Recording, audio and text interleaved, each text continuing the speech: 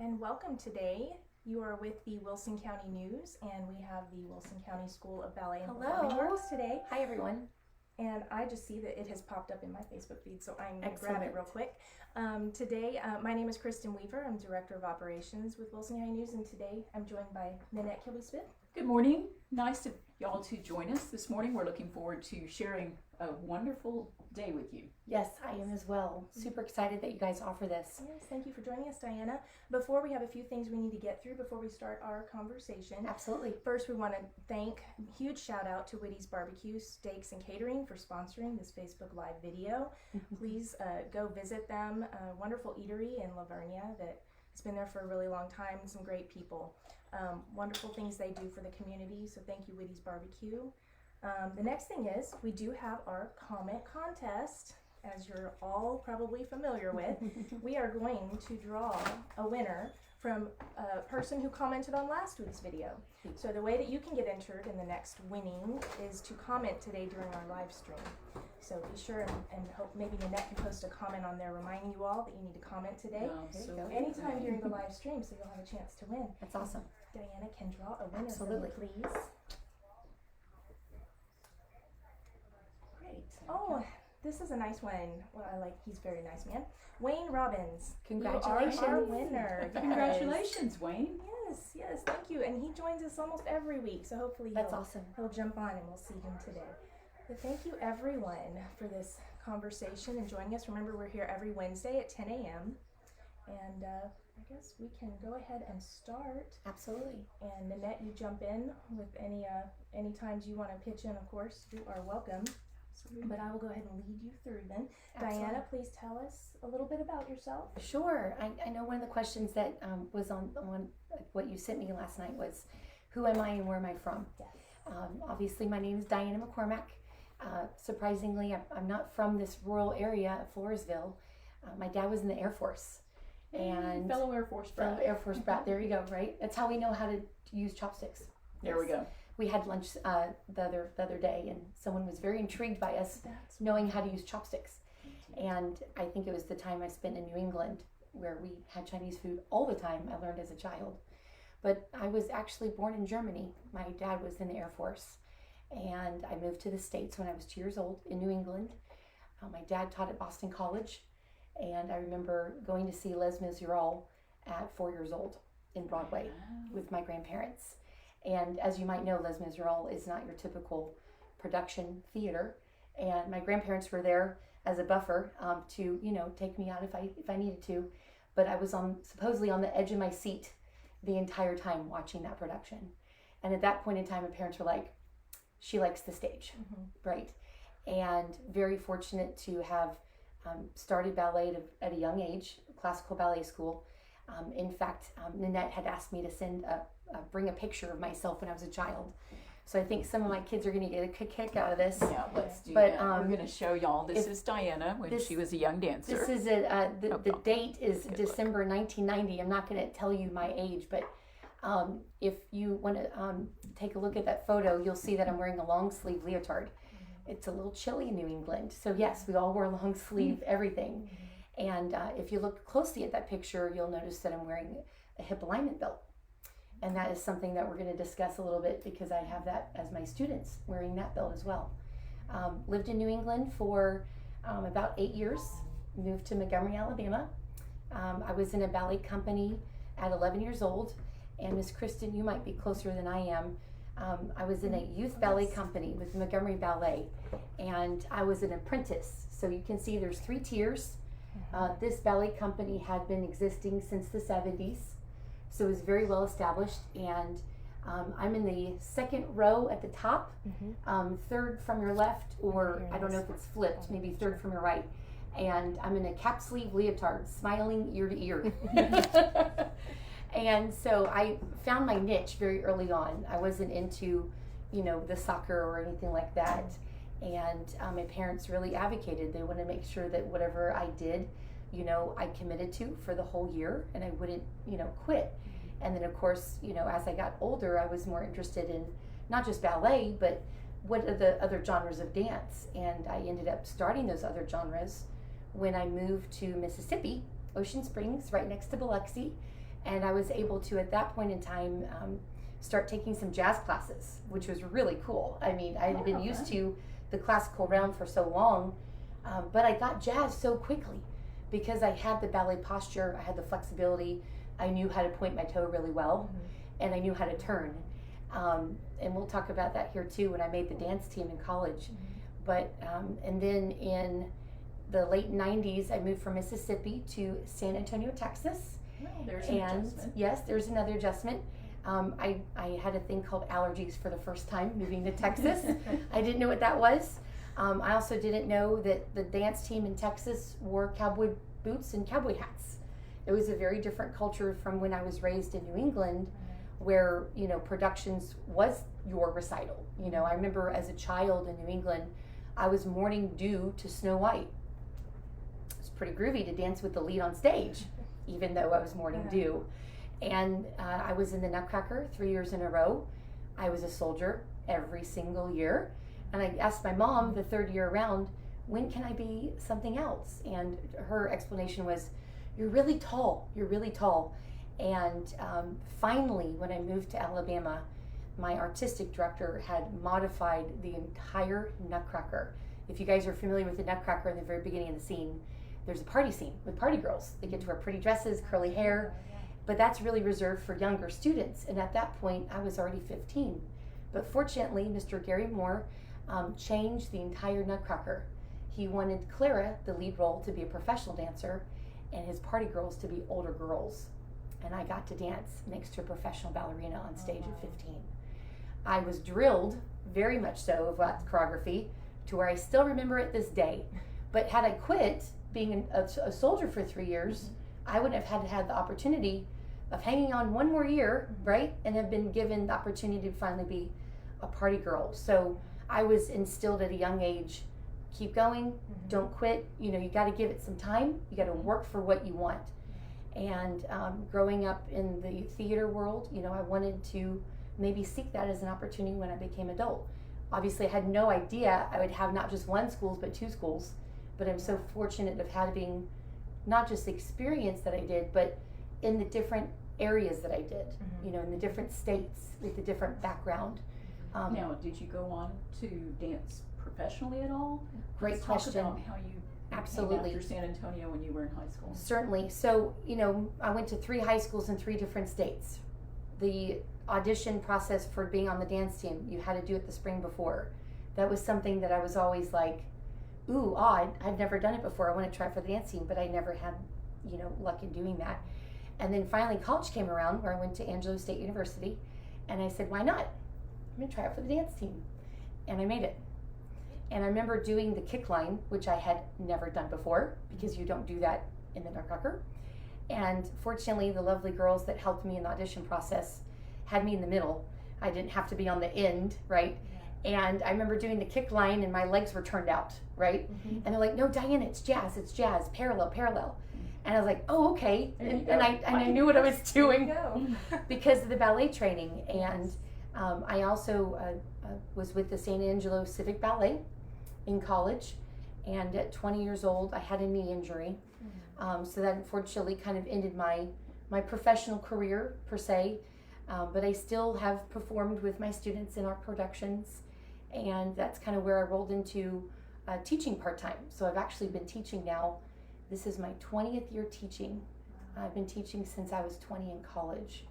And I kind of worked up the chain, right? I started as a substitute teacher, take what I could get. I just wanted my foot wet. I also had never done this before, you know, and I had assistants and I had teachers I was learning from. And then probably later in college, I ended up having 2 classes of my own from start to finish, meaning I got to do the recital piece. And that's kind of where my journey came from. I also did real estate for 15 years. And I was doing both at the same time, in fact, when I opened up the Wilson Ballet, because I didn't know how it would take. You know, I wanted to jump right in, but also be able to feed myself. So I had done real estate for 15 years prior and opened up the Wilson Ballet in 2015. Awesome. Yeah. Fascinating. I want to go back just a second. Here. Absolutely. Real estate has nothing to do with dance. How did you end up in real estate? Well, I'm glad that you asked that because, as a business owner though, the real estate market, the advertising aspect, I majored in communications with a minor in PR with an emphasis in marketing. That has helped me tremendously. Whatever you do in life, you ultimately have to sell yourself. What do you do for a living? What do you like to do for a living? And why are you the best? Why should someone come to you? And so I've had to train my brain differently. And I've had this discussion with parents, as far as real estate goes, you've got people who don't know what to do in the real estate market. Mm-hmm. Same thing for ballet. Parents don't know is there a dress code? Why is there hair in a bun? Why do we do this and this and this? And for me, growing up in New England in a culture that was just the standard, I had to re-educate myself. And in real estate, you always have to stay on top of your A game. You always have to learn, get recertified for different programs. And so I knew getting into this, it's not going to be cut and dry, and the counties that I teach in on purpose, I want to give the fine arts to a community that doesn't have this. Something that, that I had fortunate enough to have growing up as a child, I want to give it to them. So how do I not just sell it, but how do I have people comprehend it? And I've learned even more so the background and the history, with ballet buns, for an example. Do you know where ballet buns came from? No. I think will shock the audience. So ballet buns came from queens and princesses having to hold their tiaras, which were real and heavy, on their head. And they wanted to show off their décolleté with their jewelry and their earrings. And so hair is off the neck and off the face. And gravitational pull, you put your tiara on top of your head. So it actually comes from Europe, from the courts of why you would wear a bun and a French twist. Of course, teaching at 32, being a student for so long, I had no idea. And so now I can educate the community of why is that. I had a recent parent that just asked me, we have our summer intensive auditions coming up this Sunday for intermediate and advanced students. Why do you wear a black leotard? Well, everybody wears a black leotard because everybody's equal when you walk in. They wear a number. The judge doesn't know their name. So these things, with the culture that I grew up in, I never asked. Right. But for the demographic and in the rural area who've never seen something like this before, my job is to not just educate the child, but also educate the parent. Right. What other kinds of things do you have you found yourself sharing with new dance parents? Absolutely. One of the things that I'm trying to advocate is equality. You've got your soccer groups, you've got your agriculture groups, your 4A, your football teams. You have dedication, you have your club soccer programs. The dedication, the cost showing up to class, those kind of things. That is the same requirement that you need to have going into something like this. We've got students who are now dancing at the advanced level who are dancing, literally on their toes. And for safety reasons, we need them to be in class several times a week, not just because I like to see them a lot, but for safety reasons. It's kind of like your star football player having one practice a week and then expecting to win the football game at the end of the weekend. It's not going to happen.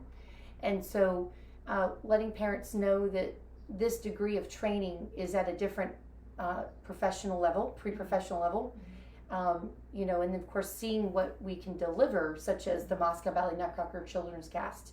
It takes a while for people to absorb that, to understand that this isn't, just a check off the list and get a cute tutu, essentially, right? This is much more than the cute tutu, although cute tutus are pretty cute on 4 and 3-year-olds, So this is like athletic training. This is on Absolutely. the same level. It's on the It same requires level. the dedication and the training and the turning up to do on a regular Absolutely. basis. And I'm their coach. I keep them accountable. Let's try to eat healthy. Let's stretch every day. My leads, for an example, in Alice in Wonderland, they need to do some pretty neat things on stage. One of them is to show off their flexibility. And we are measuring their splits right now. But let me tell you, they remind me, hey, Miss Diana, let's measure our splits. And they are progressing. you know, because I'm keeping them accountable in a safe, gentle way, you know. So that's kind of us in a nutshell when it talks about education with our school. But it's not just the dance, because especially ballet has its language that Absolutely. relates to positions and styles and things, and this is something we were talking about the other day too. Yes. There's a vocabulary Absolutely. that goes with, just like you would with athletics, there's a vocabulary to learn so that you know, like you're the coach. Correct. When you call for something, Exactly. this is what you do. Yes, and I actually found these online. These are flashcards for our ballerina students. These are French vocabulary words that they have to practice on, because ballet started in Europe, France actually, and their language is French.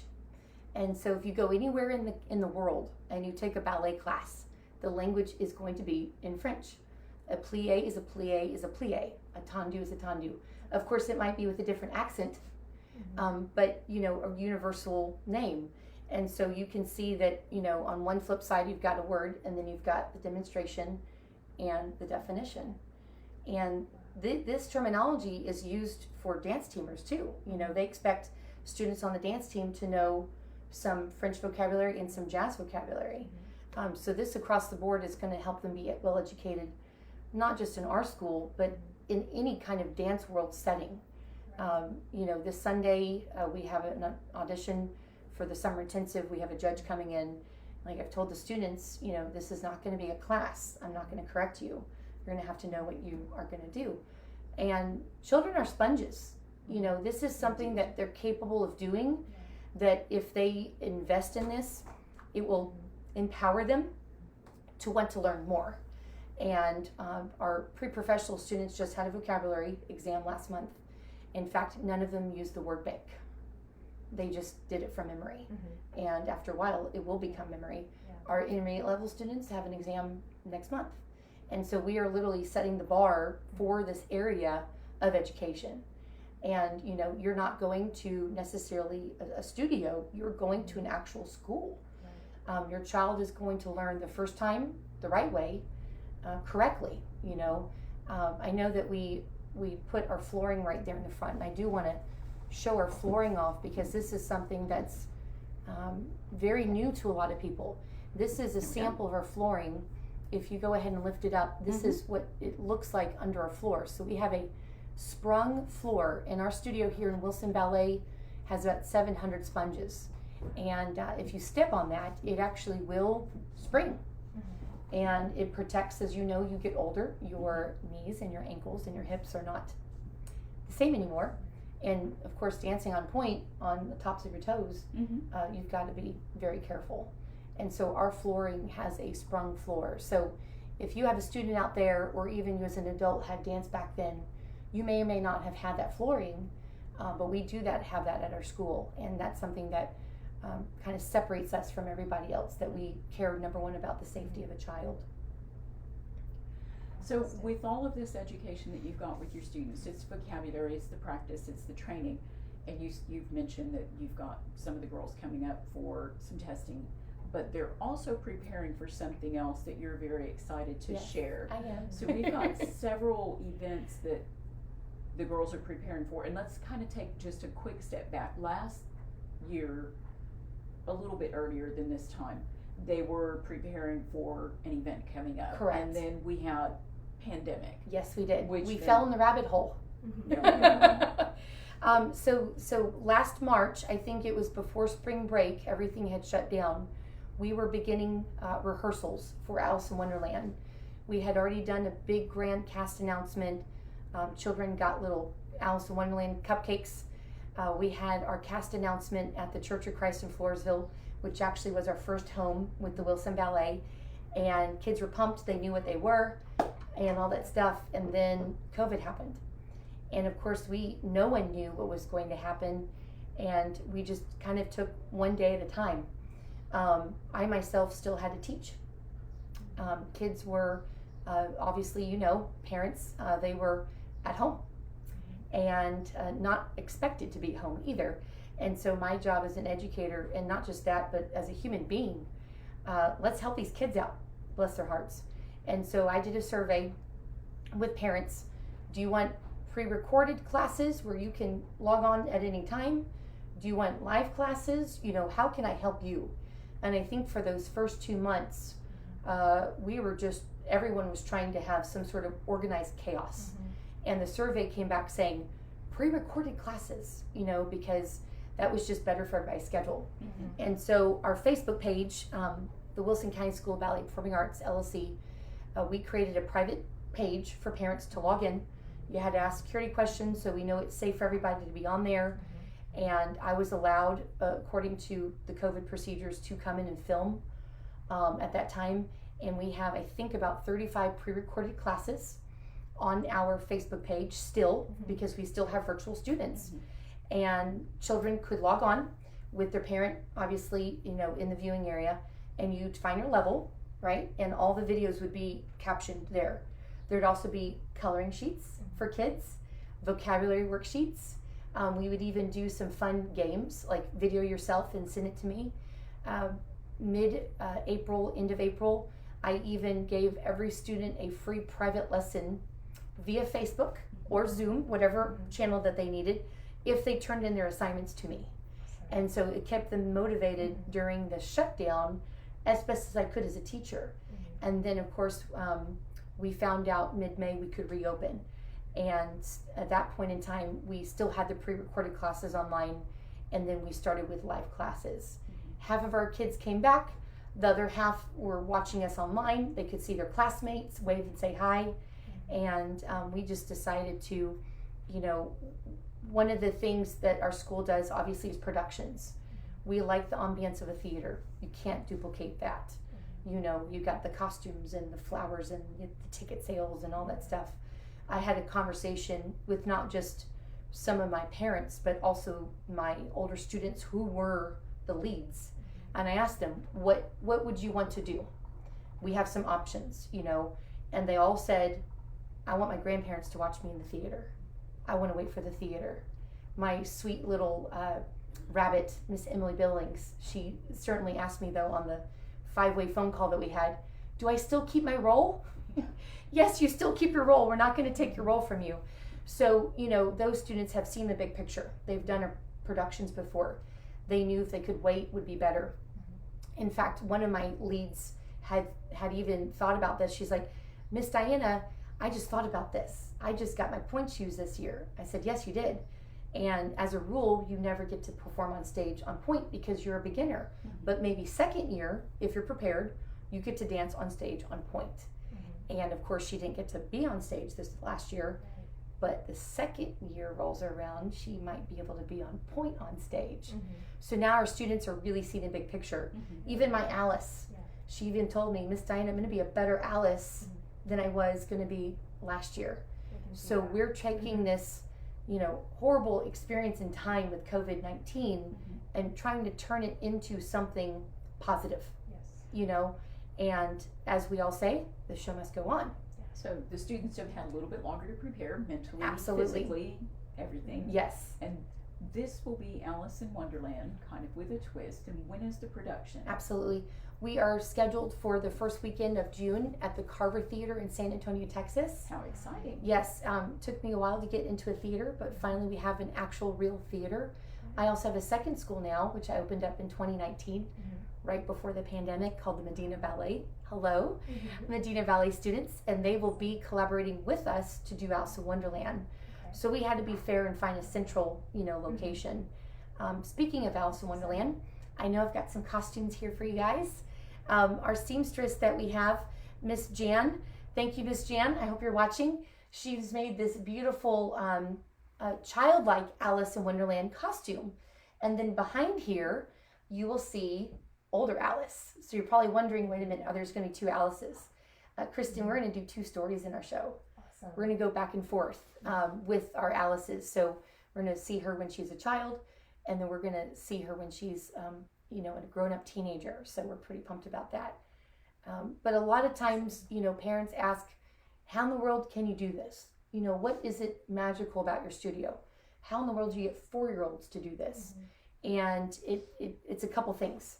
One has to do with our American Ballet Theater teacher curriculum.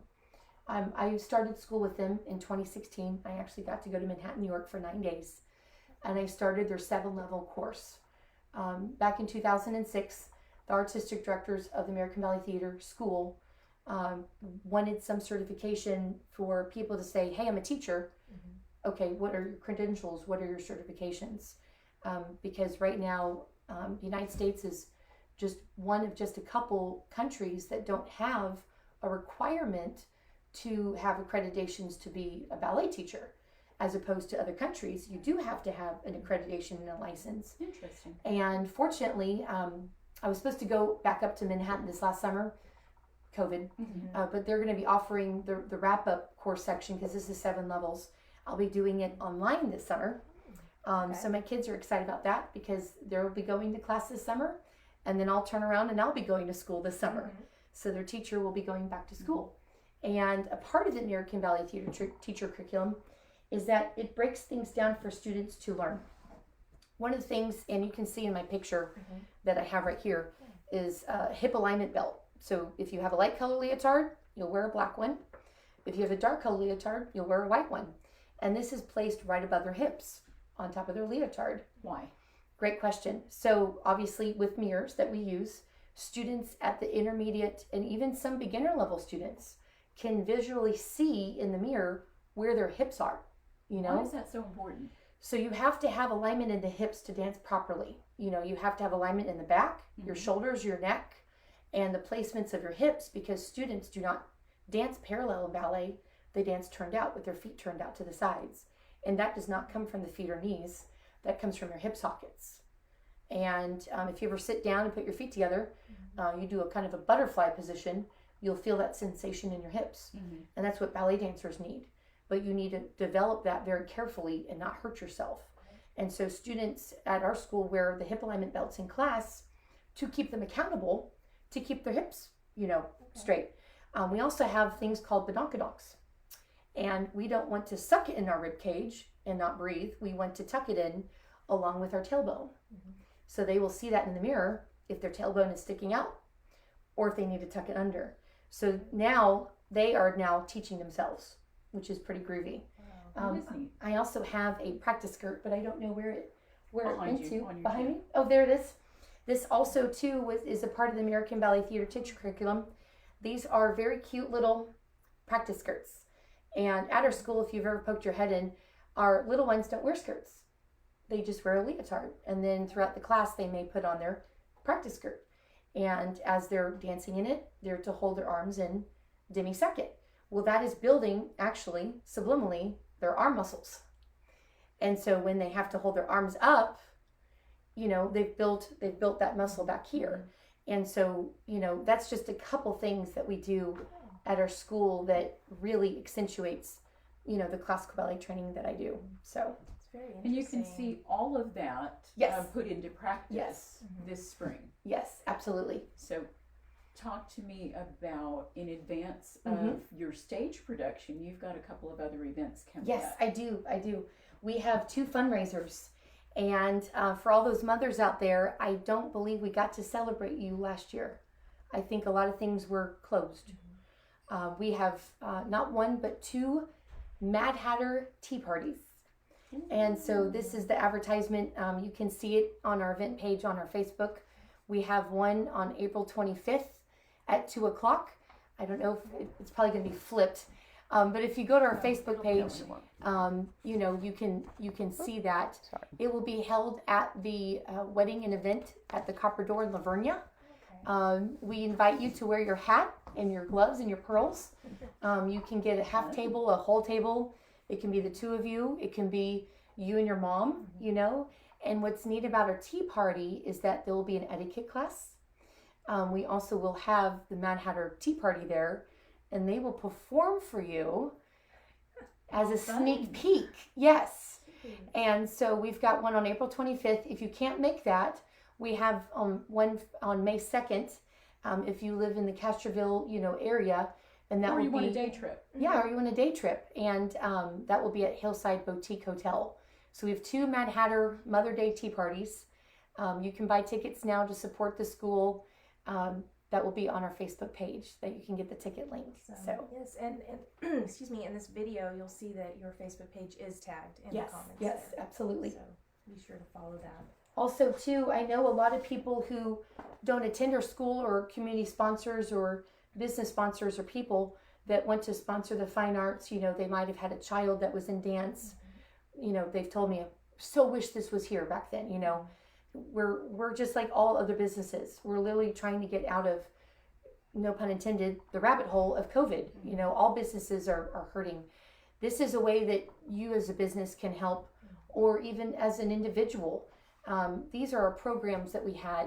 This was actually our first program that we had, Cinderella, back in 2016. That's our program that we have for our production. And if you want to get a business ad or a encouragement ad, you can do that in our program. So you can come by the school, or you can contact me. It's a great way to advertise. And remember, your advertising is not just going to be in this county or in Medina County, but our production will be in San Antonio. So you're going to get a good audience of your advertisement. Okay. Yes, ma'am. Good. I think I don't think we actually emphasize this, but where exactly is your ballet school? Absolutely. In Floresville? Yes, it's right outside y'all's door. It's at the corner of 3rd and C Street. It's at the J.C. Turner Mini Mall at 1101 C Street. And you can see a very giant red queen mural of her head right now. That was done by our lovely Miss Elizabeth, whose niece goes to one of my schools. So thank you, Miss Elizabeth, for your beautiful murals. It's so much fun pulling up to the school now, because we're still doing car line with our COVID protocols, but it's pretty neat to come see it. We're not going to have it for too long. Looks and great. And then on the other side, we have just the eyes of the Cheshire Cat, you know, reminding everybody we're all mad in here. And we're just, you know, doing our best with COVID. You know, the children are really thriving. You know, one of the things as a business owner, which I'm sure a lot of other business owners can agree, if you can get through this, you know, pandemic like we are, then you can pretty much be prepared for anything. And with the children that have started throughout the pandemic, I thank you. You're encouraging to your teacher, because if you have to wear a mask and you know, stay the distance away, and your parents can't come into the hallway to watch you, I applaud you. I don't know if I could do that as a kid. So yeah, we've got some pretty neat kids that we've got. Speaking of, on Sunday for our intermediate advanced level students, we have our summer intensive audition. We have 2 summer intensives, and this is going to be essentially boot camp, where we get to be there all day. And we get to do classical ballet, PBT, jazz. You get to learn about history of ballet. You also get to do community service projects, which we didn't get to do last year. And we will be performing for 4th of July. We also will be prepping for our thriller production, which in fact is our theme over here. I'm going to grab that poster. Thank you so much. 2 years in a row, we have done our little miniature theater production, and we have last year started a Kill Hunger theme. So in order to come to the haunted house afterwards, you'll need to bring some cans of food to come in, and the kids loved it. You know, they loved dressing up as zombies per se, and performing in front of the courthouse. And so that will be something to expect for Halloween. And we are... Sooner than that, though, you've got an appearance in a local parade, if I'm not mistaken. Oh, yes, we did. Our first time in a parade, we won the Poteet Strawberry Festival Parade this past Saturday. And even though it was very windy, we made it work. You know, show must go on, right? And so our tea party, the 5 characters in our tea party, they were on the float, and they in fact performed. And you can see that video too on our Facebook page. But will they be repeating this for the May 15th Floresville Peanut Festival Spring event? Absolutely. Excellent. So a chance to get a preview of Alice in Wonderland's Mad Hatter Tea Party May 15th in the Peanut Festival Parade downtown Floresville. Yes. And then at 2 o'clock, if you ever wanted to peek in the door or get information about our school, at 2 o'clock that day, we are going to have with both schools in our studio an all cast rehearsal. Oh, fun. So you can look in our big 15 by 6 foot window, and you can see the not dress rehearsal, but rehearsal of our Alice in Wonderland. So we're going to go from the top of the show to the bottom. A lot of students will be meeting each other for the first time because they're dancing together, and it's just something that we do for the kids to know who they are. Right. Where are you? You know, some of our younger students will have the lead role in front of them, so we need to kind of get over that distraction at first, and that will be a very exciting time doing the parade in the morning with our older students, taking a break, getting some barbecue, right, and then doing our all cast rehearsal. Wow. Yes. That will be interesting. How many rehearsals do you get to have with both schools? We will have 3 of them. So this one will be our first one. The second one will be closer to production. And then when we get onto the theater stage, we will have a dress rehearsal where we take our portraits and then we're in our costume. We make sure the curtain is open on time, where's all of our props. We have, in fact, an illusion wall that Alice will be walking in. So that'll be the first time that the older students will really grasp, you know, the prop usage. You know, where's everything at? Let's get organized.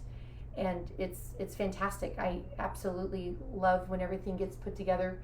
It shows the children, if you put your mind to it, you can really do anything, you know. And we will have some professional guest artists that will be performing in Alice in Wonderland like we do every single year. So we want to give these children, hey, this is what you get to do when you're older if you want to pursue that.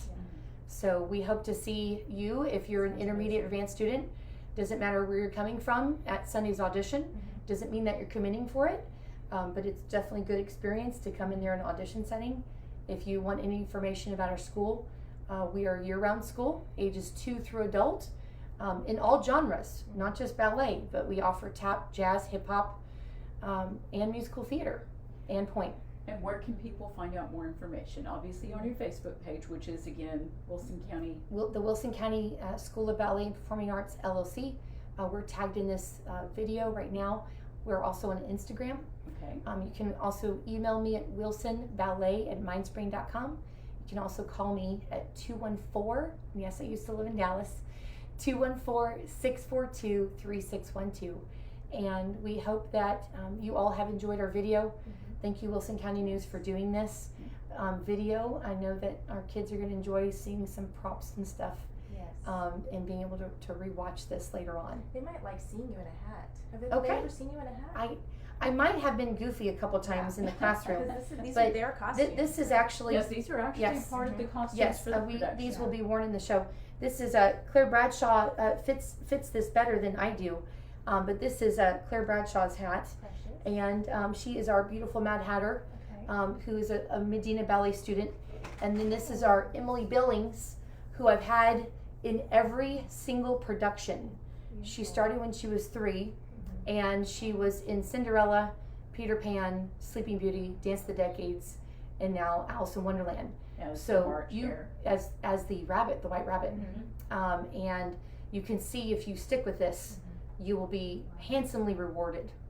So thank you guys so much for advancing the fine arts in the community. Well, we really appreciate it. Thank you for joining us this morning. Again, this is Diana McCormack with the Wilson County School of Ballet and Performing Arts, and we thank you for the gift of your time this morning joining us. And we do again want to thank our sponsor, which is Whitty's Barbecue, Steaks, and Catering in Lavernia. Please give them a visit, and thank you so much, Whitty's, for being our faithful sponsor for Facebook Live. And you can catch us again at 10 o'clock next Wednesday. So we'll see you then. And thanks for joining us. I forgot to mention, I wanted to also thank Miss Shirley. She's with the Home Market on 3rd for the beautiful, I think this is a Polish pottery tea set to decorate our beautiful table. So thank you, Shirley. Thank you so much. You guys have a great, wonderful day. Get back over here.